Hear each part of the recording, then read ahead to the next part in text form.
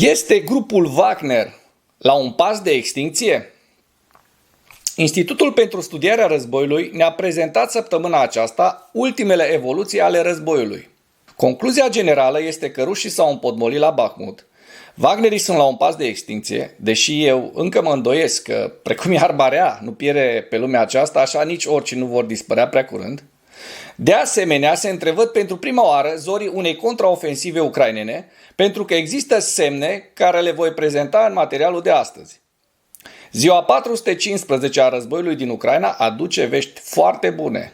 Cele mai noi rapoarte sugerează că forțele Wagner nu au reușit să mențină un număr mare de atacuri pe zi, deoarece astăzi a fost dezvăluit că Wagner Group a cerut forțelor convenționale ruse să le ajute în interiorul Bakhmutului.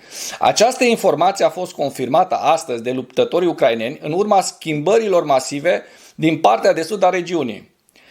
Pentru a uniformiza linia frontului, forțele ucrainene s-au retras din clădirile înalte de la est de stadionul Avangard și s-au apropiat de linia principală de apărare de-a lungul căilor ferate.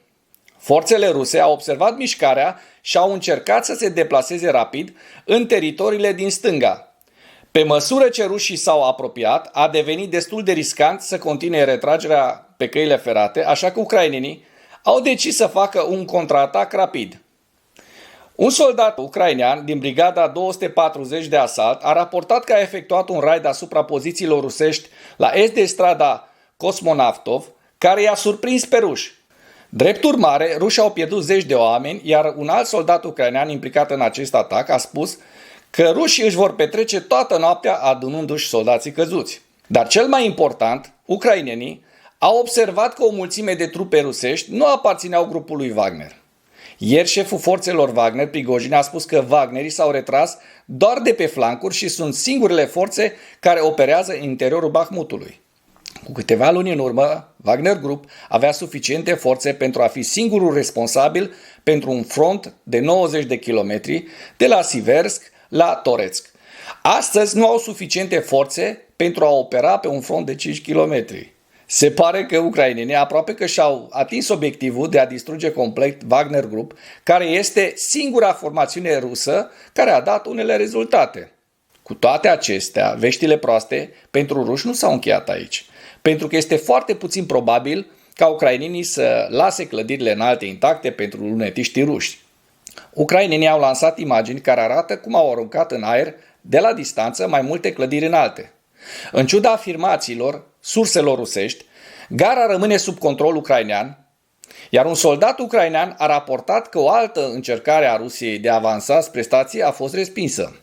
El a spus că rușii se bazează foarte mult pe artilerie și aviație pentru a submina apărarea ucraineană aici.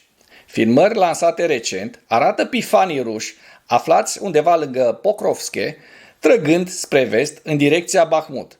Între atacuri, aceste sisteme Grad folosesc obuze incendiare pentru a arde totul. Drept urmare, clădirile care înconjoară gările sunt aproape în întregime negre de la incendii, deși, judecând după rezultate, nu i-a ajutat prea mult. În partea de sud a regiunii, detașamentul 1 de frontieră ucrainean a raportat că a înregistrat unele progrese. Ei au fost în mare parte în defensivă și au respins atacuri intense care au durat până la 3 ore.